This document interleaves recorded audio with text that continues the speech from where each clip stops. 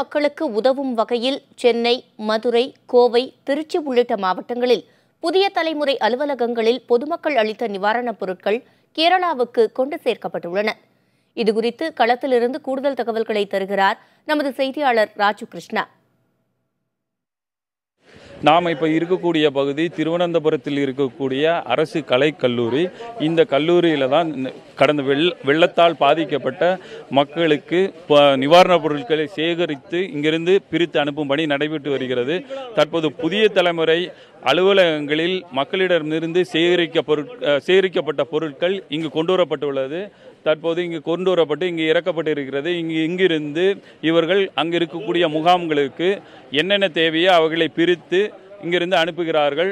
தற்போது நாம் இருக்கக்கூடிய பகுதியில் இந்த முகாமில் இங்கு பொருட்கள் சேகரிக்க வைக்கப்பட்டுள்ளது. இந்த பொருட்கள் அனைத்துமே இங்கிருந்து அங்கிருக்கும் வாலண்டியர்கள் மூலமாக பிரித்து இங்கிருந்து கொண்டு செல்லப்படுகிறது. தற்போது இங்கு இருக்கக்கூடிய முகாம் பொறுப்பாளர் மேஜர் கிஷோர் நம்மிடம் உள்ளார். அவர்களிடம் நாம் பேசலாம். சரி, இப்போ உங்களுக்கு உணவுப் பொருட்கள் போதுமான அளவில் இருக்குதா? எப்படி அப்படின்னா மெயின் ரெக்யர்மெண்ட் ஐட்டம்ஸ் எவ்வளோ ரைஸ் கிடைச்சாலும் எவ்வளோ இது கிடைச்சாலும் அவங்க வீட்டுக்கு போகும்போது தேவைப்பட்டு தான் இருக்குது. எவ்வளோ கிடைச்சாலும் அவங்க வீட்டுக்கு நாங்கள் கொடுத்துட்டே இருக்கோம்.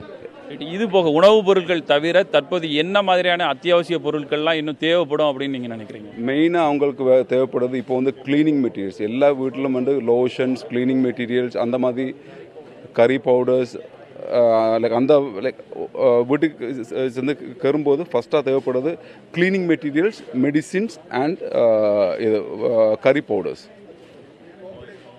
தற்போது இந்த கேரள பகுதி மக்களுக்கு உணவுப் பொருட்கள் போதுமான அளவில் கிடைக்கிறது.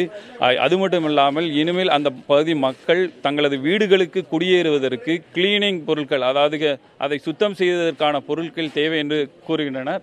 தற்போது இந்த முகாமிற்கு மேலும் சில உதவிகளை அவர்கள் எதிர்பார்த்து காத்திருக்கின்றனர். புதிய தலைமுறைக்காக ஒளிப்பதிவாளர் நாராயணனுடன் ராஜு கிருஷ்ணா.